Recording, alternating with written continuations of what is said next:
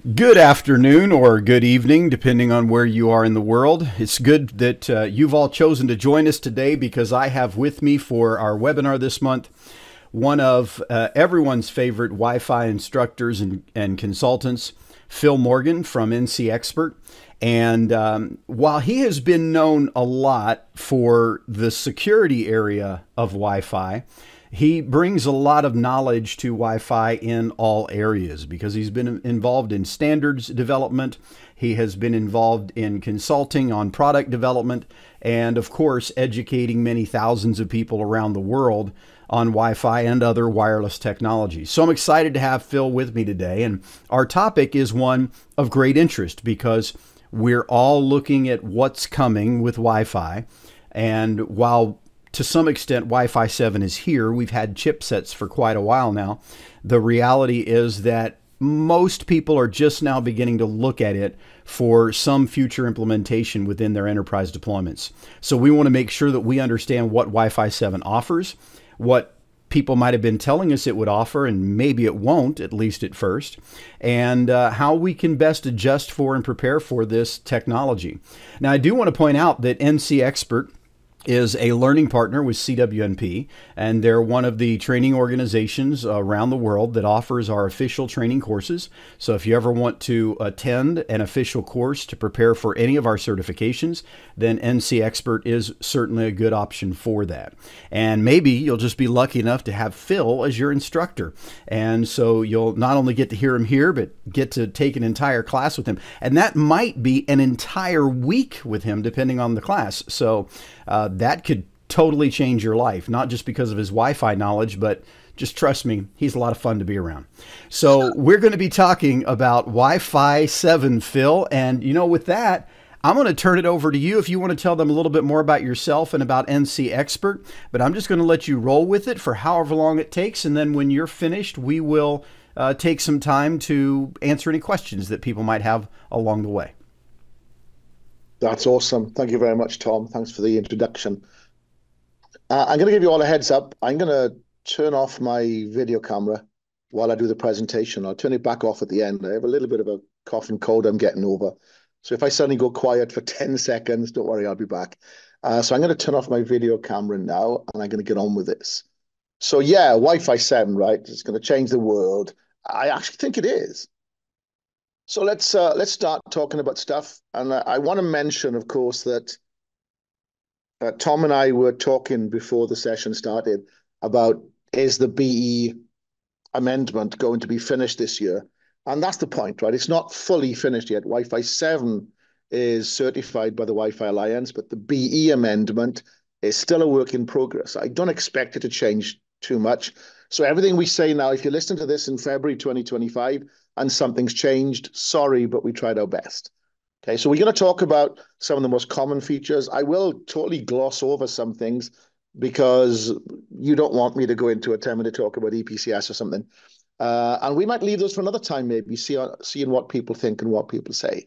I'm just going to mention here, this is about NC Expert, the company I work for. I'm not going to spend loads of time on this. I want to get on with the Wi-Fi 7. You can pause this screen and read more about us, or you can contact us. This is about me. I've been doing Wi-Fi for the longest time. I can actually remember B being the cool new thing that's come in and how excited we all were about that. Here's a link to some of my blogs and me personally. I will bring this up at the end as well, so it'll come back later. If you want to take a screenshot, again, just pause the video. So let's get on with this and let's talk about this because this is really, really exciting. I love technology. I can't believe that I get paid to play with this stuff. If I had any other job, I'd probably be playing with this stuff on weekends anyway. And so I love Wi-Fi, I love cybersecurity and security, and I love technology and networking. So way back in the day, it started with Wi-Fi 4, as it's now called, which is 802.11n, high throughput, right? Then Wi-Fi 5 came out, 802.11ac, very high throughput. You can see where this is going. And when Wi-Fi 6 was coming out, we all assumed it was going to be called Super Mega Ultra Deluxe high throughput, but it wasn't. Note what the name was.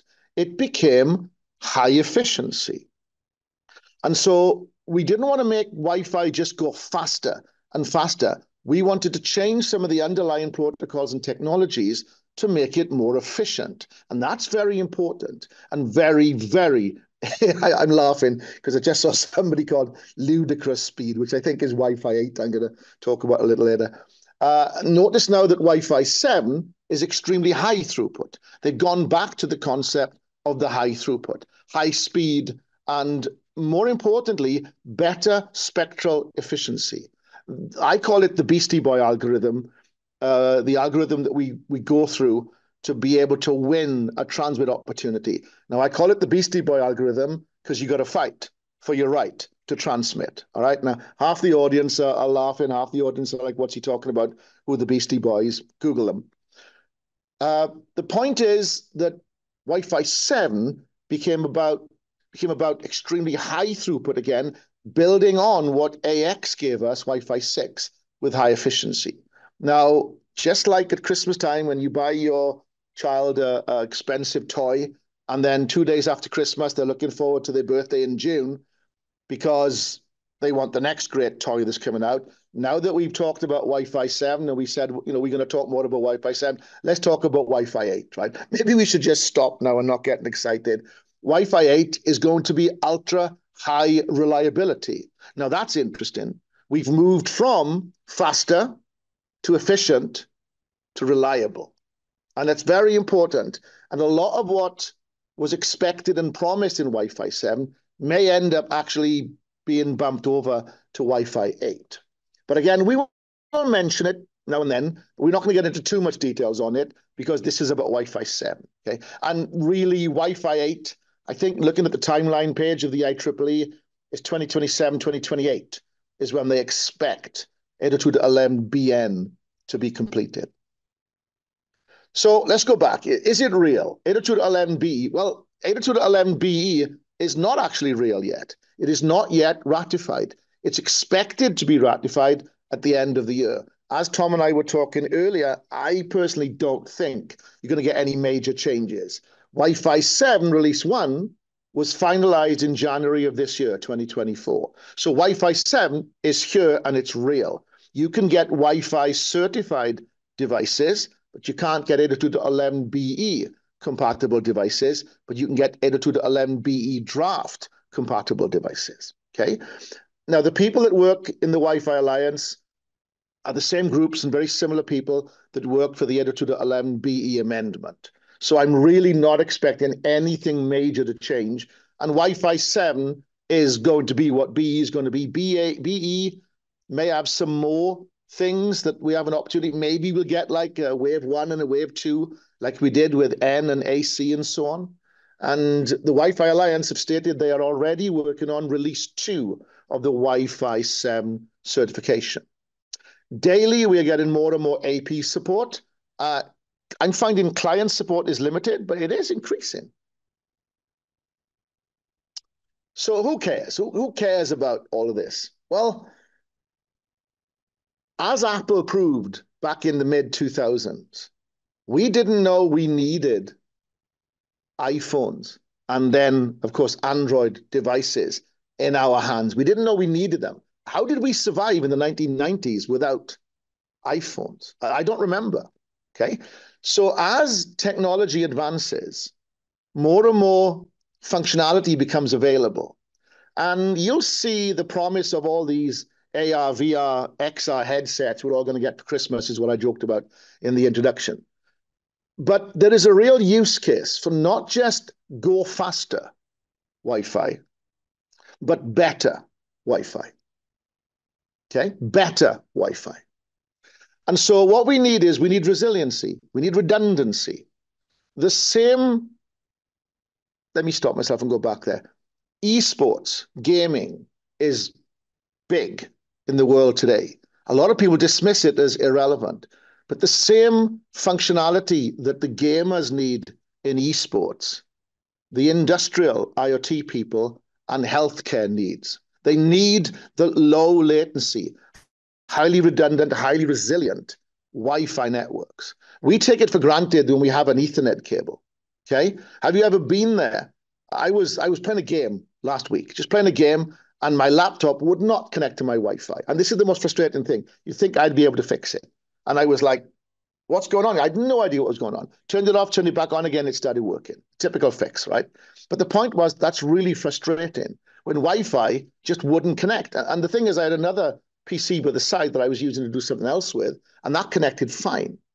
And this is the frustration of resiliency and reliance and the ability for it to just work.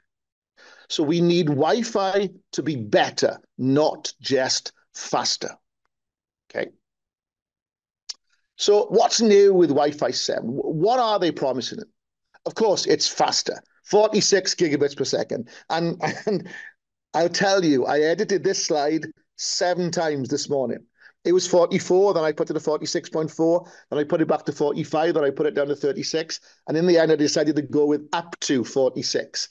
Because the reality is that is a targeted goal, best case situation, all right? That is not the real throughput you're going to get on Wi-Fi 7, okay? So that number, that first line, up to 46 gigabits, I edited 7 times today. I couldn't decide what number to use because the number changes. We have 4K QAM, 16 spatial streams. Sorry, what am I talking about? 16 spatial streams, 320 megahertz channel bonding, and then something that is going to revolutionize our world. I really think that preamble puncturing, MLO, and multi-RU are going to change what we take for granted as Wi-Fi. A couple of other things, 512 compressed block acknowledgement, EPCS, triggered UL access, and managed quads. And that bottom one, we're not going to spend too much talking about it today. Managed quality of service and quality of experience. The stream classification service is really going to help us to bring in a lot of this resiliency and redundancy and making Wi-Fi acceptable for some of the more advanced applications that they keep promising we're going to get any day now. So I will do a little Wi-Fi 8 teaser. Ultra high reliability, 100 gigabits per second.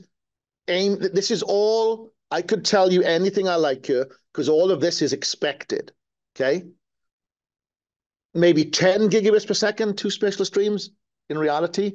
8K QAM, 16 spatial streams, multi-AP and multi-AP MLO. You learn in about 20 minutes that MLO is going to allow a client to talk via 2 interfaces or the same interface twice, which is magic, to a single AP. Well, Wi-Fi 8 is talking about multi-AP MLO, which will be interesting.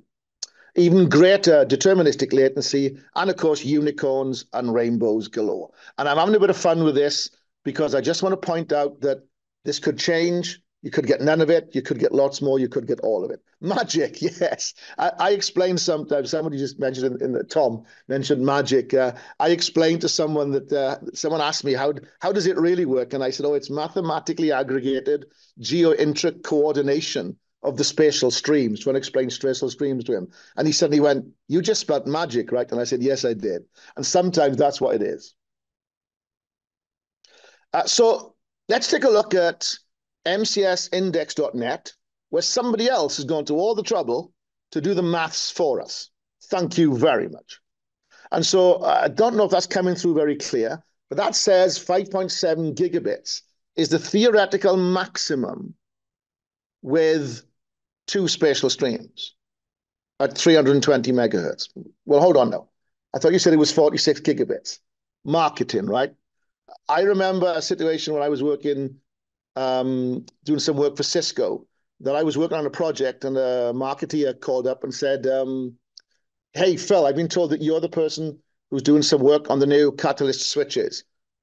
Is it true that the 100 megabit Ethernet cables can do 100 down and 100 up? And I said, yes. He said, great. I can sell it as 200 megabits throughput. I said, no, it's 100 megabits in the down and 100 megabits in the up. That's 100 megabits full duplex, which is not the same as 200 megabits. He was like, nah, don't worry, Phil. And he published it as 200 megabits throughput on a 100 megabits Ethernet port.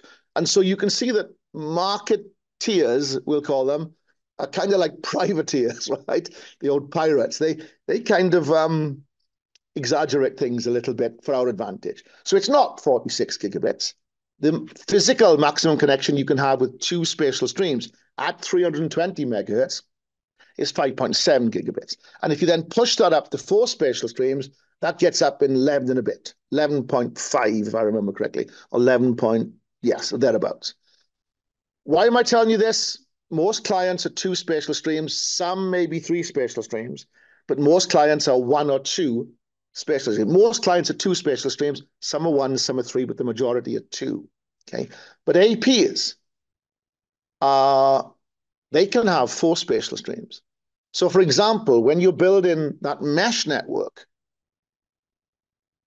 the backhaul can take advantage of the four spatial streams maybe on 6 gigahertz, right? That could be of interest, okay? And mesh is not the same mesh that your parents grew up with. Mesh today is very advanced, very complex. At home, I have Eero Mesh, and it is a beautiful thing. I got about 20 SSIDs that I can see, the majority of which are hidden, but it's an automatic mesh system for people who don't need to know Wi-Fi, and it works extraordinarily well. So let's talk about the realities of 6 gigahertz Wi-Fi 7 speeds, okay? At 320 megahertz, two spatial streams, your connection speed is going to be 5.7 gigabits. At 320 megahertz, four spatial streams, your connection stream is going to max out at about 11.5 gigabits. As I mentioned, the majority of clients are two spatial streams. Some APs and clients can do up to four. 8 is the actual limit for Wi-Fi 7. Phil, I thought you said it was 46 gigabits per second with 16 spatial streams. That's what the promise is. But Wi-Fi 7 currently does not include 16 spatial streams. So that may end up being punted up to Wi-Fi 8, quite possibly. So this is a slide given to me by Keith Parsons. Keith said I'm allowed to show it. So thank you for this, Keith, from WLPC. It is a great little slide that explains the layout of the 6 gigahertz. Now, I'm not going to apologize to all my European friends because I'm not going to tell you how wonderful life we have it in America with 6 gigahertz. And I know that your life is not so beautiful at the moment. There's lots of talk going on. Let's see what happens. In the US, we have 1480 megahertz, 7160, 320 megahertz. Now, let's just ponder and stop for a minute. Anybody remember another protocol from about over 20 years ago where we get loads and loads of problems, where we only have 3 usable channels? And yeah, 802.11, B and G, right? So does anybody think it's going to be a really stupid idea to use all 320 megahertz channels in 6 gigahertz? And we'll come on to that in a minute. Now, if you're in Europe, you only have like half of this. You only have one 320 megahertz channel. Okay, so that changes things a lot. So the reality is, if you start running at 160 megahertz two spatial streams, your 5.7 gigabits effectively halves. If you then run as 80 megahertz with two spatial streams, your 5.7 gigabits 1/4. So you end up with somewhere like 1.4 gigabits per second of throughput, which is still not bad as a connection speed. Now, here's a beautiful picture of my Samsung S24 connected at 5.6 gigabits per second. I tweeted this out and sent it out via LinkedIn. Must have been about a year ago or so. Okay, we actually connected at 5.7 gigabits. Actually, maybe 6 months ago, actually, my bad. Now, what I did next was I decided I'm going to run iPerf. And I sent a tweet out, and there is a link at the end of this talk to a little blog I wrote about how I did this and what was the equipment that I used. Obviously, I needed a greater than 1 gigabit interface on my MacBook and on my Switch. And I, again, rough testing. This is not me announcing authorized validated testing. This is me saying, woo, look, I got 2.15 gigabits. I got 2.1 gigabits iPerf from my Samsung S24 to my MacBook Pro using iPerf 3. which is pretty phenomenal. That's 2.1. You can see if you look here, it actually peaked to 2.3 at one point. So I got 2.3 gigabits of good put, real throughput on a 5.7 gigabit connection. Okay. Now comes the truth, all right? Actually, the truth is coming in a minute. So for comparison, I also did some testing at 160 megahertz and 80 megahertz as well. And I put it there for comparison. If you were to use one spatial stream, what your theoretical connection speed would be. And I actually got 700 megabits on 80 megahertz, two spatial stream up in 6 gigahertz, which I was still quite impressed with. Now, again, the caveats. I was stood 4 feet away from my AP. 4K QAM requires a huge signal-to-noise ratio, greater than 40 decibels. It's expected to only really operate close to the AP within about 10 feet, okay? And it needs a really, really clean channel. I'm sorry. My Samsung S24 is now talking to me, which is unbelievable. It's never done that before. But now, of course, that I don't want it to, it is absolutely doing that. Okay. Obviously, it's jealous because I'm using my Apple. 1K QAM requires greater than 30 decibels. 256 QAM still requires above 25 decibels. Now, all of my talking and calculations here are all indoor access point using LPI, low power indoors, right? Outdoor standard power is going to require changes to a lot of what I've talked about so far. So what channel bandwidth should you use? Okay. Some home routers, home Wi-Fi routers, and I do not like that name, but that's what everybody calls them. Home mesh systems, okay? They engage and enable 320 megahertz by default. Some I've come across do not have the ability to change that. So they will just run at what they think is best. Any day now, I expect us to standardize just like we did in 5 gigahertz. So in 5 gigahertz, you're told use 20, use 40 if you have to, don't use 80 megahertz. I'm expecting the standard rules to become use 80 in 6 gigahertz, use 160 if you really have to, don't use 320 megahertz. And again, my European friends, you're sat there biting your lip, just waiting to say something because you're like, Phil, we only have half of what's available. And it's not just Europe, it's other parts of the world as well, okay? So if you've only got half of the bandwidth in 6 gigahertz, then maybe 160 megahertz might be a stupid idea for you. And quite possibly, I am actually expecting Europe rules to be use 40, use 80 if you have to. Don't use anything more. Yeah, you may end up using 20 or 40 in 6 gigahertz. And we all know that it kind of wasn't designed for that. We all know the problems we've had with clients not connecting unless it's advertised as an 80 megahertz using K and V on other bands with announcements. And those are another stories for another day. We all know the problems we've had getting it to work if we're not using the 80 megahertz with the preferred scanning channel. So let's now turn our attention to MLO, which I think is quite possibly going to revolutionize what we take for granted. The ability to communicate over multiple links at the same time. Link aggregation, basically.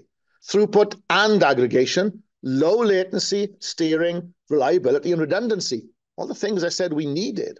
And MLO is going to help us with this. A lot of people don't realize this and haven't thought about this.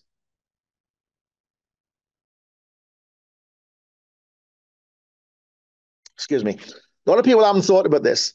MLO is going to require a completely new functionality at the MAC layer.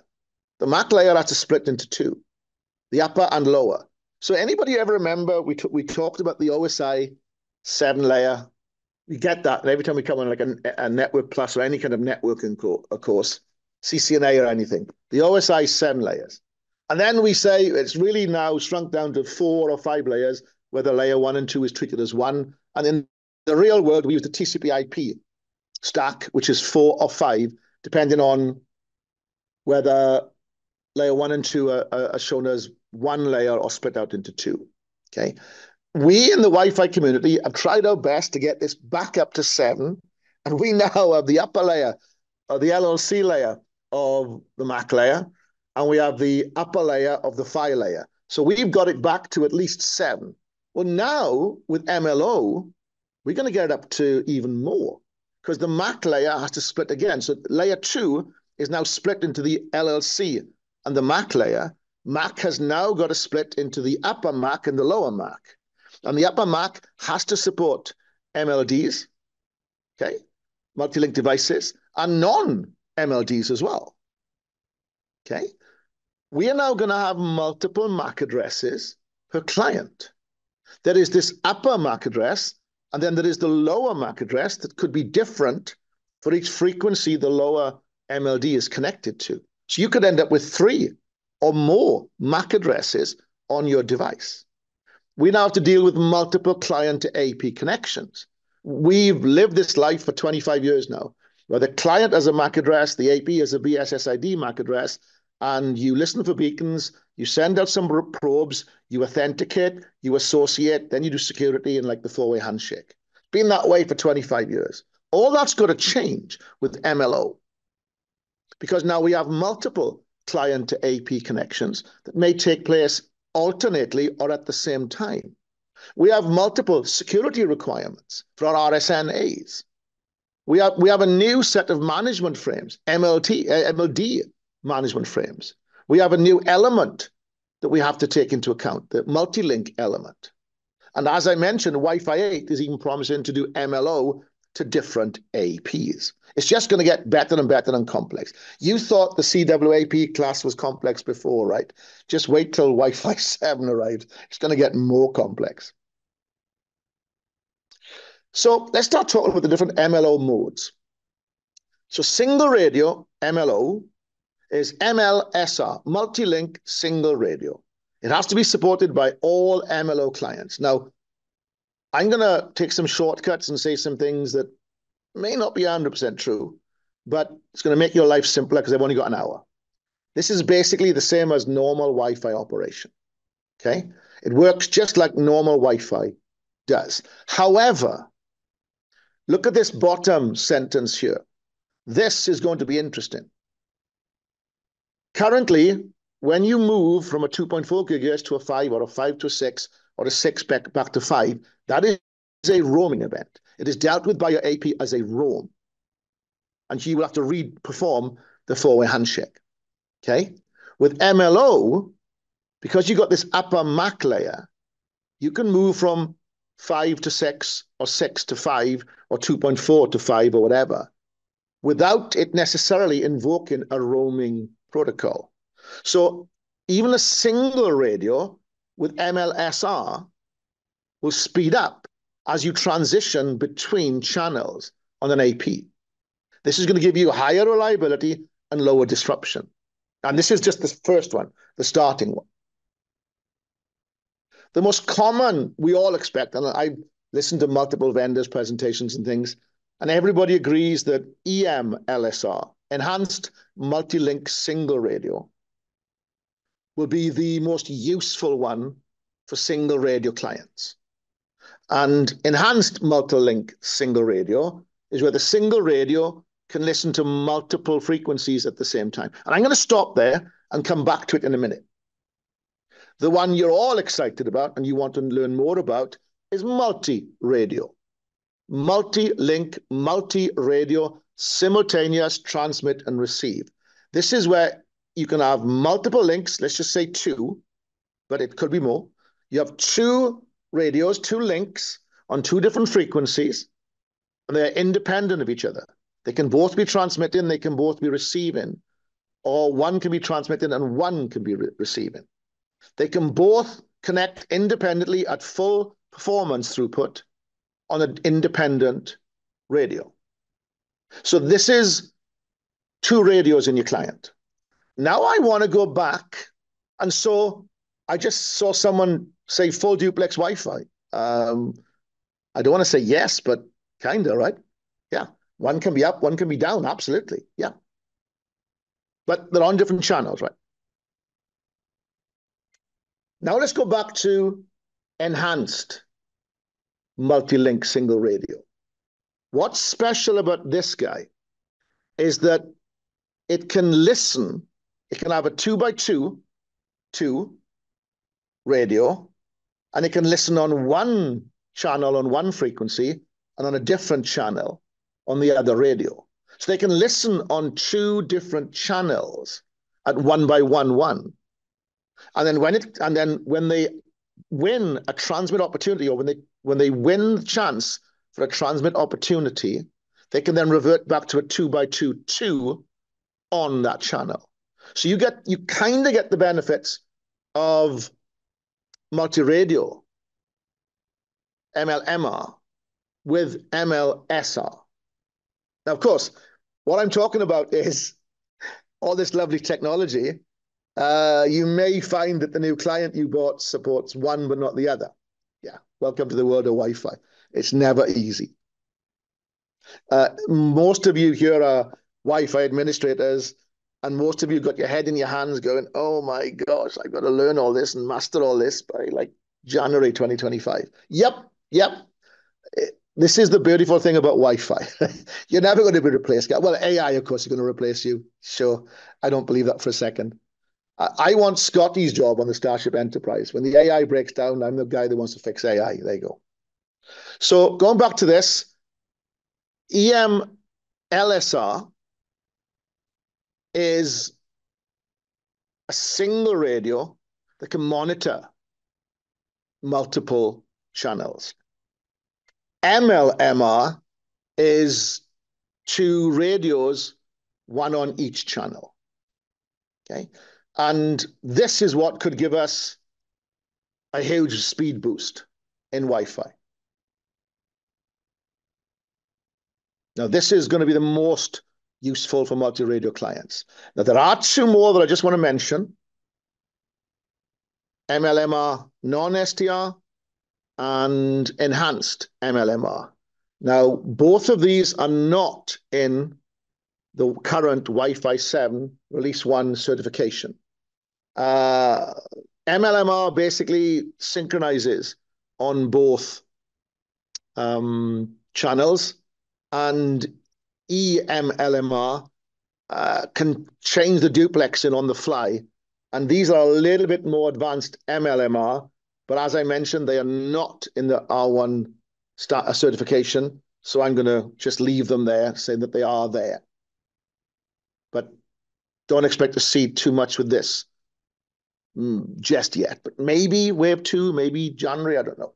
We'll have to wait and see. But they are available, and they are alternatives of the multi-radio system. So theoretically now, and this is me talking theoretically, okay? You could bond 5 and 6 together on a 2-space-to-stream machine with MLO, MLMR, multi-link operation with multiple radios. And you could theoretically connect at 5.7 gigabits, 320 megahertz on 6 gigahertz, and then 2.8 gigabits at 160 megahertz on 5 gigahertz. And I forget the number on 2.4 gigahertz. But a lot of vendors are coming out saying not all clients will use 5 and 6 gigahertz in this way yet. Those clients that do support MLMR, multi-link operation, multiple radios, are bonding 2.4 and someone, not 5 and 6 gigahertz. So the reality, all the links have to be the same security configuration. Our vendors are showing improvements depending on which way the wind is blowing. Downhill with the wind at your back. Some vendors are saying that they are seeing 100% throughput, good put testing on a real link. All the vendors agree on one thing, though. There are very, very few clients. I can't say none. I can't say there are none. There are very few clients that will do 5 and 6 bonding. They all seem to be volunteering to do 2.4 plus 1. They'll do 2.4 and 5. They'll do 2.4 and 6, but they will not do 5 and 6. Then I want to talk about preamble puncturing. And this, again, is very, very exciting. I'm seeing people asking, have we lost audio? Can anybody hear me? Yep, some of you can. So it's not me then. Some people have said they've lost audio. Apologies, but I'm saying that people are telling me they can hear me. So it's not me. So I'm sorry, guys and gals, I can't do anything about it. Okay. I have to ask, of course, everybody who's receiving bad audio, are you on Wi-Fi? And is it Wi-Fi 6E or are you on 2.4? Sorry, sarcasm doesn't help. That's the point, right? Is it your Wi-Fi maybe? And this is a fantastic example. I'm just having some fun. Please don't be offended, anybody. This is a fantastic example of what we're talking about. Okay? How can you rely on people having pacemakers in a hospital if you're getting situations where your audio is cutting out when you attend a webinar on Zoom? Wi-Fi really, really has got to get better. We've made it faster. Now we have to make it better. Okay? So let's go back and talk about preamble puncturing. Before preamble puncturing, if your neighbor is using this channel of a block of 8, or if you just got some interference on the channel, what Wi-Fi will do is it will use all the channels up to the interferer. So in the worst case scenario, you get a 20 megahertz channel bond, which is not really a channel bond, right? With preamble puncturing, it will try and work around the interference or the interfered channel. And so you may be able to get, for example, a 120 megahertz channel bond. Okay? 120 megahertz channel bond. Now, there are rules. It has to be 80 megahertz channel as a minimum. This is mandatory in 6 gigahertz, optional in 5 gigahertz. If you are doing 80 megahertz channel bonding, you can puncture a 20 megahertz channel. If you're 160, you can puncture 20 or 40. And if you're doing 320, this is interesting, you can do 40 or 80, or you can do a 40 plus 80 combination. That's interesting. Now, this is going to be interesting. So this is the theory. Of course, time will tell. And I just want to mention that we're all getting excited about Wi-Fi 7 here. Do you all know that Wi-Fi 6 and the Wi-Fi 6E OFDMA algorithms still being developed and still being improved? So we're still trying to get the Wi-Fi 6E OFDMA resource unit optimizations in place, and we're already moving on to Wi-Fi 7. So again, this is all going to change over the next few years and get better and better. Just when you think you understand it, somebody will come up with a new algorithm and make it better. Multi-RU is quite possibly the most not talked about in the advertising for the marketing team because they may not fully understand it. In Wi-Fi 6, 11AX, only a single RU can be allocated to a station, and they have to be allocated in a set of blocks, the way the algorithm works. So you may have a situation where you got 3 stations, and the way they've been allocated, the top 25% of the resource units aren't being utilized because you can't allocate 5 resource units to a station. You can, I'll simplify it, you can do 1, 2, 4, or 9. Okay, you can't allocate like 3.5. What multi-RU allows, it says, it looks at the configuration and it says, well, you know, we've got some spare resource units up here. Would anybody like them, kind of thing? Obviously, I'm exaggerating here.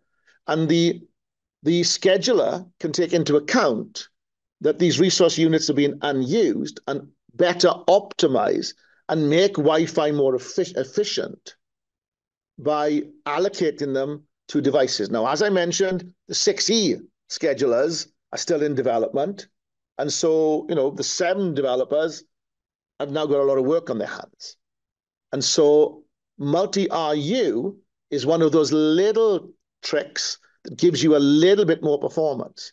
But when you get a 10% performance on 1 gigabit, it's an extra 100 megabits you just got, right? And that's what we forget sometimes.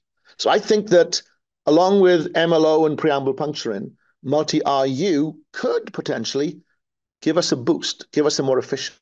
Because remember, if you can send 7 packets instead of 9, 7 frames, that's less airtime. And I always tell people that the gold dust in our world is airtime. It's not speed or latency or whatever else. Well, they are important, but it's airtime. If you can reduce the client's airtime by making him faster, the client Wi-Fi becomes better and everybody wins. There's more airtime for everybody to share. And then you find latency will also get better.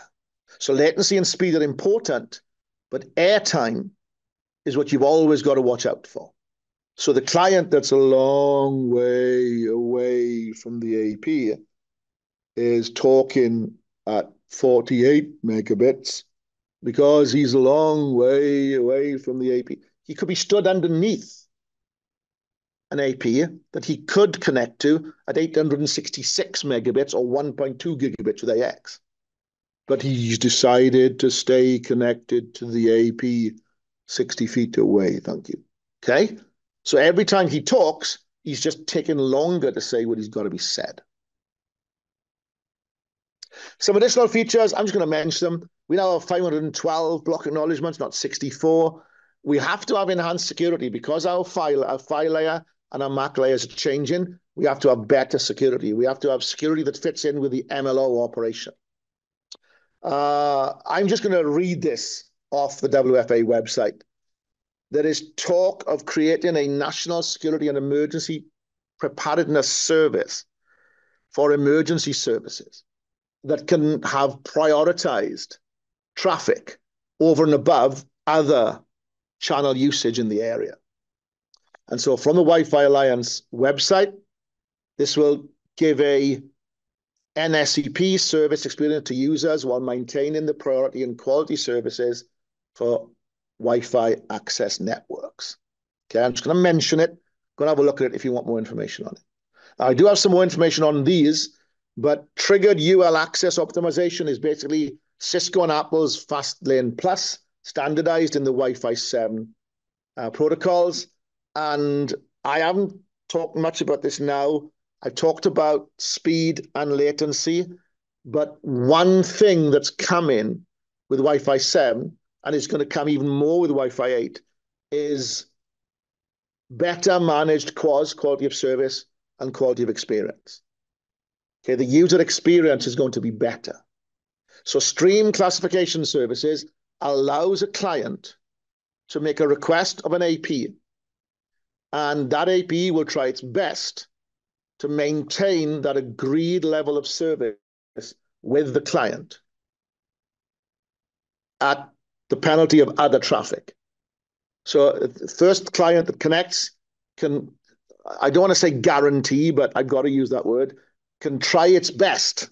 There is no try, do or do not, said Yoda, right? It can try its best to maintain that level of service. And again, vendors are testing this stuff now, and they are seeing almost 99.99% success. There's an old James Bond movie that says never say never.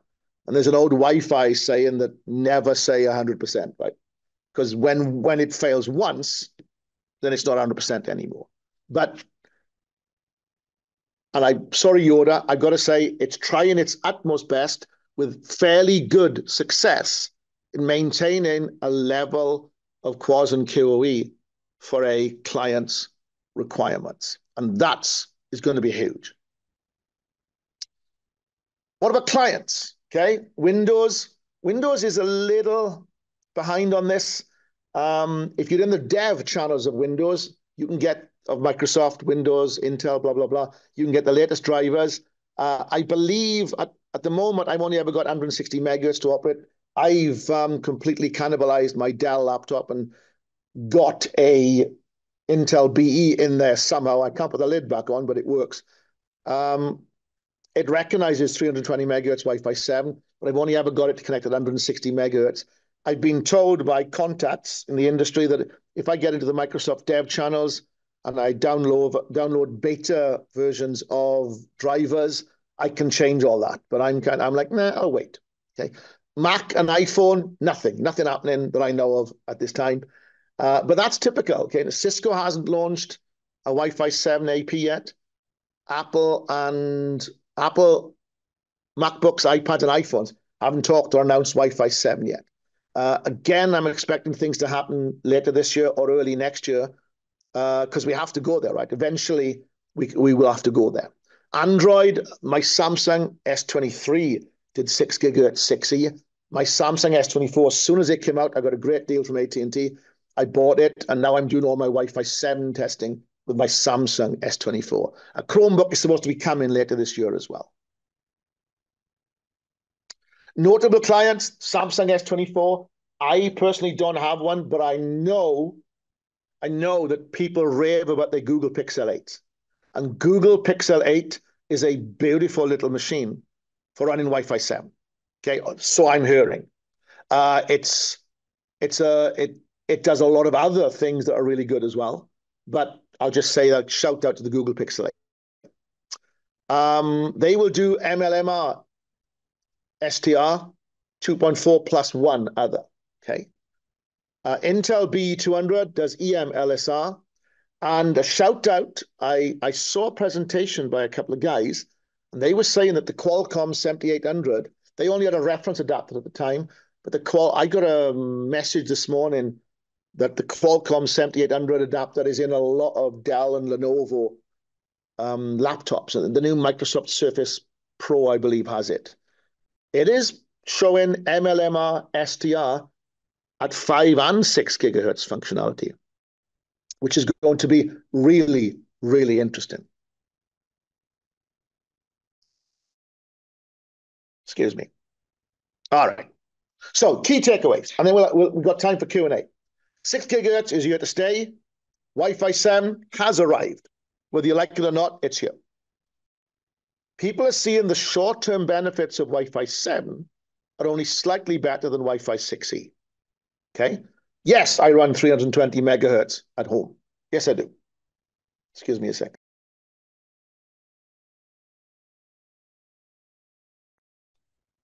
Because I can, right? I was quite surprised. I ordered a home upgrade. AT&T sent me a message. Would you like 2.5 gigabits at home for like an extra $40 a month? I'm like, yes, please. So I've now upgraded my home. I now have fiber to the home, not fiber to the curb. I was talking to the guy. Sorry, it took him ages to do it because I was chatting to him about what he was doing. The fiber cable now comes into the back of my AT&T home router, and I now have 2.5 gigabits up to at home. I'm just itching to test it with some stuff. Not everybody's got that. Most people still got 1 gigabit. Okay. But now that I got this high speed, as I went looking to see what's around, I noticed that one of my neighbors has installed a Comcast. And they also have 6 gigahertz Comcast router operating in my vicinity. And I thought that was very interesting because I kind of thought that I'd have the space to myself for like the first year or so. But it's happening. It's being rolled out. I have to say, Wi-Fi 6 and Wi-Fi 6E, I believe, are good enough for today. Okay, I skipped over this, sorry. We need more mature vendor devices, more mature client support. Maybe we should revisit this in January 2025 and see where we are. We all could be running iPhones and Macs and things and Cisco APs by then. Who knows? Reality, if you're doing an installation, you've probably got a year or two left on Wi-Fi 6E. And just saying, you might get a really good deal from your vendor. If you don't need Wi-Fi 7 today, you might get a really good deal if you want to upgrade to Wi-Fi 6E. Because they want to get rid of all these 6E stuff now for the Wi-Fi 7 stuff that's coming, right? So it's worth asking. You probably shouldn't run 320 megahertz channel bonding. You probably shouldn't run 160 megahertz channel bonding either, okay? You will need to upgrade your switch infrastructure. I just showed you on a single channel, I got 2.15 gigabits throughput. That was, of course, iPerf maximum. So I think it's time that we need to go up now to M-Gig and upgrade our switch infrastructure. You will need to upgrade your PoE infrastructure. All these APs that are coming out with all these radios require more than 30 watts now. And you will need to be prepared to upgrade your security policies when you roll out Wi-Fi 7. And that's me done. Just a little bit of information. We are doing another talk in September, October, trying to make this a series. This one was Wi-Fi 7. We intend to talk more about security and an update on security in the September, late September, early October timeframe. Watch this space from CWNP to learn some more. I am doing a Wi-Fi 7 Fest at WLPC Phoenix. If anyone's coming to at WLPC Prague, I'm sorry. We did one in Phoenix. We had about 80, 90 people in the room, all bringing their own devices, doing testing. I'm also offering a boot camp and a deep dive on Wi-Fi 7 at WLPC Prague. The intention is that you will walk away with your own AP that you can continue to do your own Wi-Fi 7 testing with. That's our intention. So kindly sign up for that if you're coming to WLPC Prague. And if you're not coming to WLPC Prague, come to WLPC Prague. Here's some useful links I just put in. MCS Index, WBA Alliance did a great article on Road to Wi-Fi 7. The Wi-Fi Alliance official. Here's some more information on Fastlane if you want it. Again, it'll be in the recordings. You can welcome to reach out to me if you didn't get any of these, and I can send you these links and things. And there's my Wi-Fi 7 blog, just my story of some of it is interesting about Wi-Fi 7. Some of it is me complaining about how I can't get the driver to work, or I can't get the Intel BE200 to fit because the notch doesn't fit correctly, but how I overcame them and how I got Dell and Wi-Fi 7 working in my Dell and my Samsung. And that's it. That's them. That's us done. Back over to you, Tom.